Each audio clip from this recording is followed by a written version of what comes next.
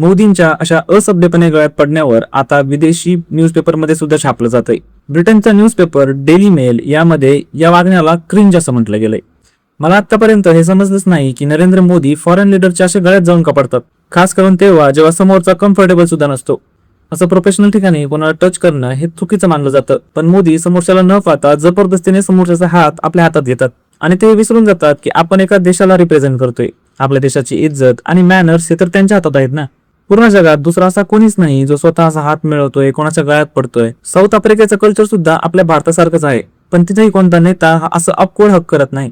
त्याशिवाय या व्हिडिओला सुद्धा सोशल मीडियावर भरपूर प्रमाणात शेअर केलं जात आहे, ज्यामध्ये मोदी म्हणतात congratulation you are woman team, great great great, आणि मोठमोठ्याने हसायला लागतात. Congratulations, your women team. I was going to say, I actually brought my Arsenal. My Arsenal scarf. आणि हेच कारण आहे की देशभरामध्ये इन्फ्लुएन्सर्स मोदीच्या या वागण्यावर रील्स बनवायला लागलेत. जेव्हा नरेंद्र मोदी पोर्तुगालच्या पंतप्रधानांना भेटतात तेव्हा ते त्यांचा हात सोडतच नाहीत. आणि प्रिन्स विल्यमचा हात तर असा पकडला होता की हात सोडल्यानंतर त्याच्यावर निशाण तयार झालं होतं. आता तुम्हीच विचार करा किती टाईट हात पकडला असेल आणि त्यावेळी प्रिन्स विल्यमच्या डोक्यात काहीच विचार चालला असेल. आणि एसयू समिटच्या वेळी पुतीन यांचा हात ते अशा प्रकारे धरून चालत होते जसं कोणत्या व्हॅलिडेशन साठी फिरत आहेत. आणि हा व्हिडिओ पहा, या मीटिंग मध्ये दुसरा कोणताच नेता जसं हसत नाहीये जसं की आपले मोदी हसतात. जसं काय एकदम भारी जोक यांच्या कानावर पडलाय आणि बाकीच्यांना तो कळालाच नाही.